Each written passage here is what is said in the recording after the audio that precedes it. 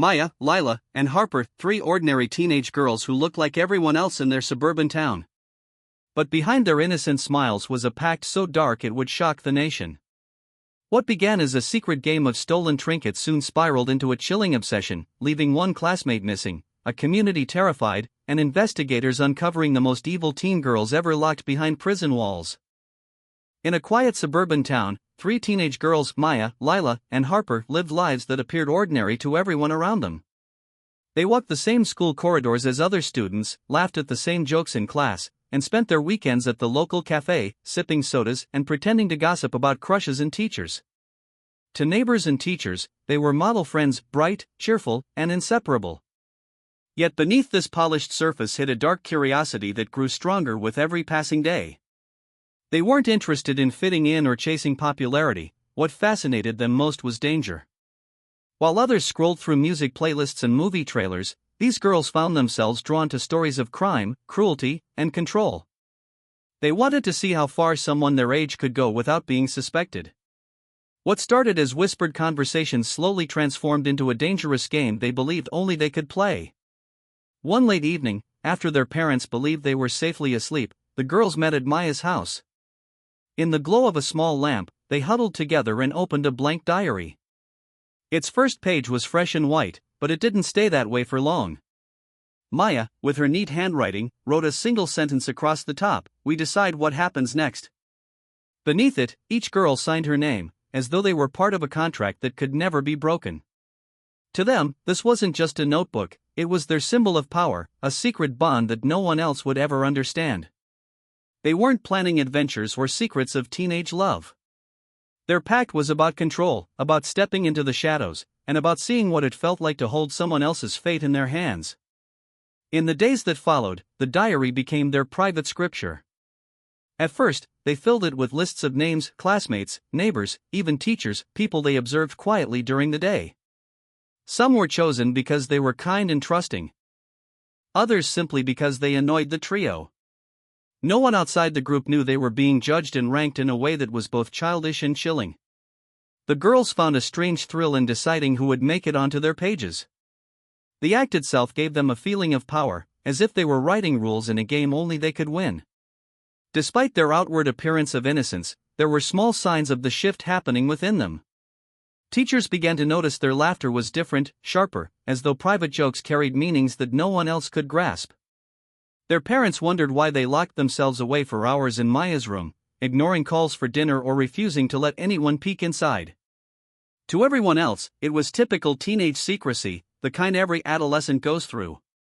But inside that room, three girls were feeding a hunger that grew with every secret word written down, every name they added to their list.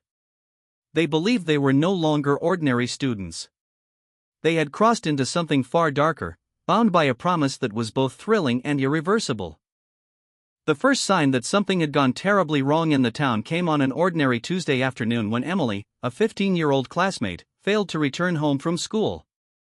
At first, her parents assumed she had stayed late for extracurricular activities or gone to a friend's house. Hours passed, and their worry grew heavier. Calls to her phone went unanswered, and messages remained unread. By nightfall, panic spread. The police were alerted, neighbors searched the streets, and classmates whispered nervously about where she might have gone. What seemed like a sudden disappearance felt even more confusing because Emily was a responsible, well-liked student with no history of skipping home or hiding away. Her absence didn't fit the usual patterns. Something darker had happened, and the community could feel it. The following morning, a grim discovery deepened the fear.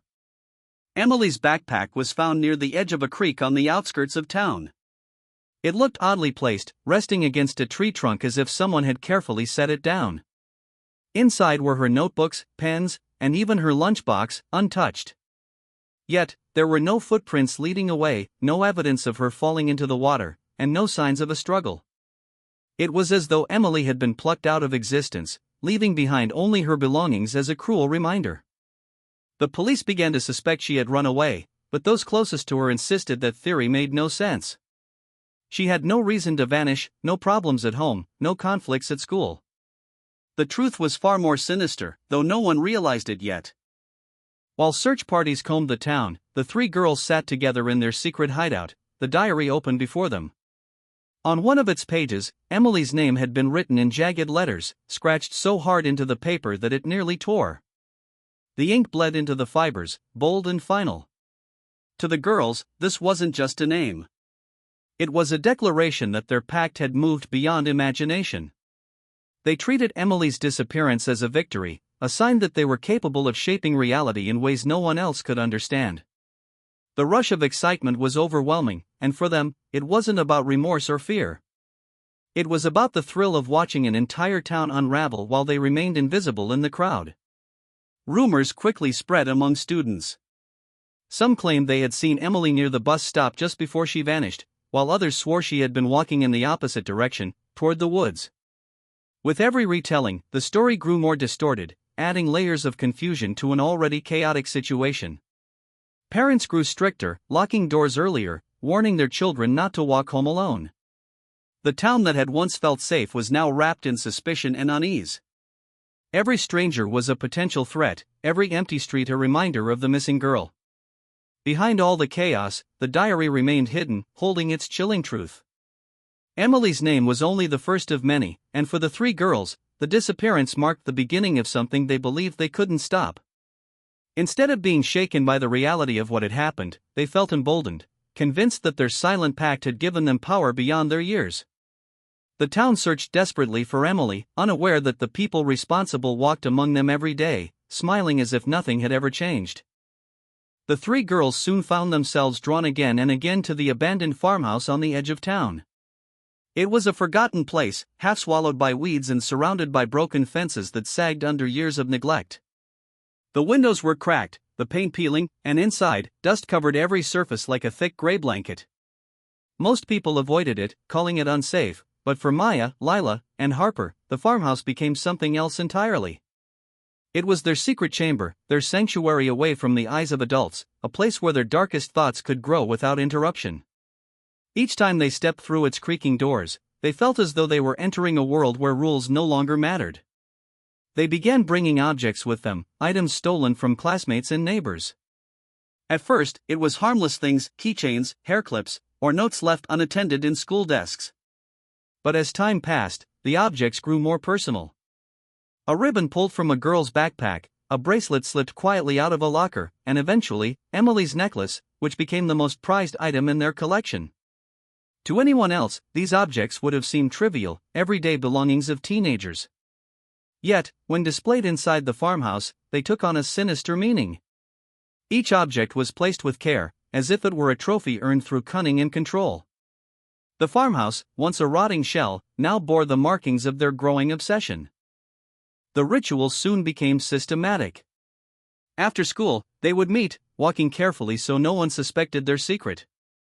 Once inside, they would light candles stolen from their homes, filling the empty rooms with a flickering glow that danced across the walls. In the diary, they recorded every step, the name of the person from whom they had taken something, the date it was done, and the object itself.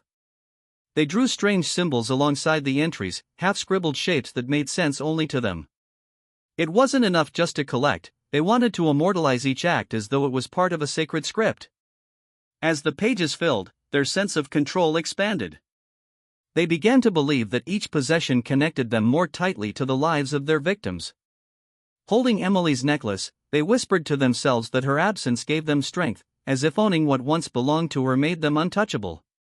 They believed the farmhouse was more than a hideout, it was a place of power, a space where they could shape destiny. The outside world still saw them as three smiling teenagers, but inside, they saw themselves as something greater, bound together by a pact that had now become a ritual. The atmosphere around them began to shift in subtle ways. Their classmates noticed their strange interest in small, personal objects. Teachers remarked on their constant whispering, their notebooks filled with odd doodles instead of assignments. Yet nobody suspected the truth. To most, they were just three friends passing through a harmless phase. Only the farmhouse, with its growing collection of stolen belongings and the diary filled with chilling inscriptions, revealed the depth of their transformation. They had stepped into darkness fully, convinced that they could not only control others but also escape suspicion forever. Months slipped by, and the town remained haunted by unanswered questions. Emily's disappearance never left the headlines, but with no new evidence, the case grew colder. Parents tried to move forward, children returned to school, and whispers that Emily had run away slowly gained strength. The surface of life returned to normal, yet just beneath, suspicion simmered. People still avoided the creek where her backpack had been found, and every time another girl walked home alone, her parents' hearts raced until she came through the door. The unease never really disappeared. The three girls, meanwhile, carried on with their double lives. At school they laughed loudly, handed in their homework, and even joined in the search efforts, carefully painting posters and offering sympathy to Emily's parents.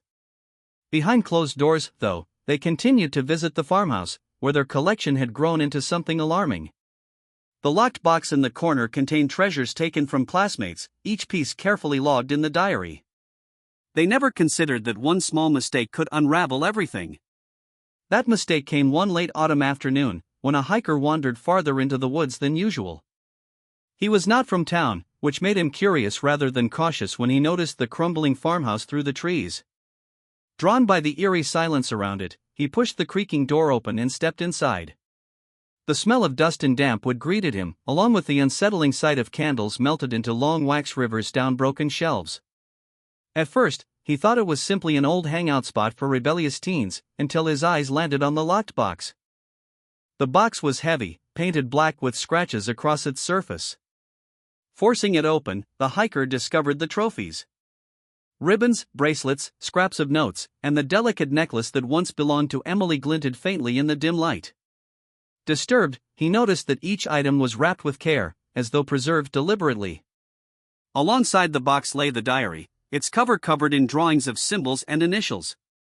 He flipped through it only briefly before recoiling at the chilling entries, names written with angry strokes, dates marked precisely, and objects listed as though catalogued in a collection. He didn't hesitate. Grabbing the diary and leaving the box behind, he rushed straight to the authorities. Investigators descended upon the farmhouse within hours. What they found confirmed their worst fears. Fingerprints matched the three girls, not only on the diary but on nearly every object inside the farmhouse. The diary itself provided a timeline, linking stolen belongings to real students who had reported their things missing. And there, written in the same harsh strokes as the rest, was Emily's name. The necklace found inside the box tied it all together, offering the most damning connection. Forensic teams catalogued every piece of evidence. Detectives who had once believed Emily was a runaway now stared at pages that told a different story, a story of obsession, control, and ritual.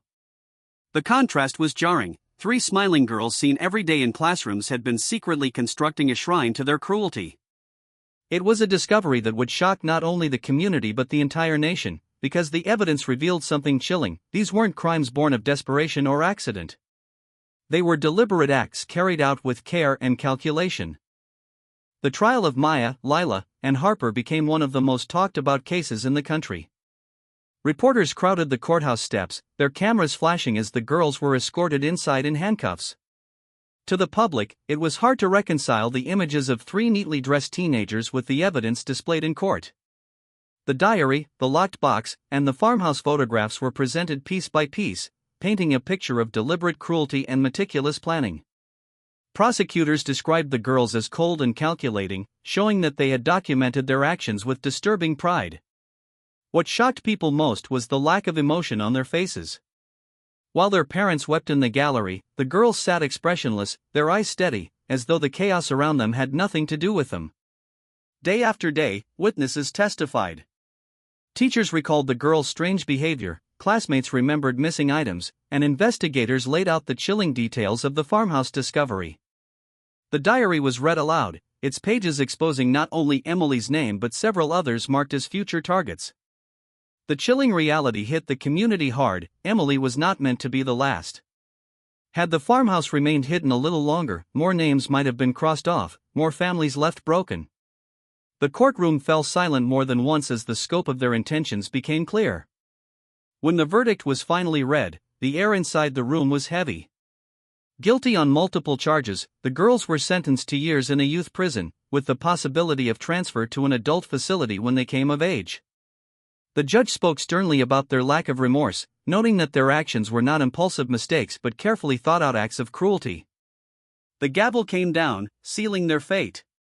Even then, the girls showed no tears, no trembling hands, just the same eerie calmness that had followed them since their arrest.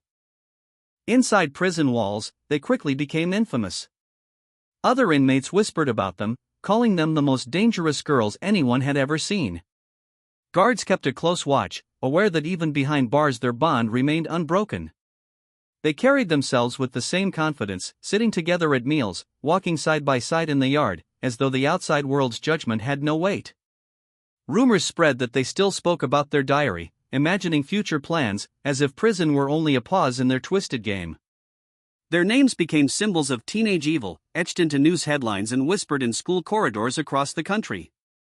Meanwhile, the diary itself remained locked away in an evidence vault, its pages preserved as a chilling record of their descent into darkness. For many, it served as a reminder of how ordinary faces could hide extraordinary cruelty. Parents held their children closer, teachers looked more carefully at their students, and the town struggled to move on from the shadow the girls had cast. The story of Maya, Lila, and Harper lived on, not as a tale of misunderstood youth, but as a haunting lesson. Sometimes the most frightening monsters are the ones who smile the brightest in daylight.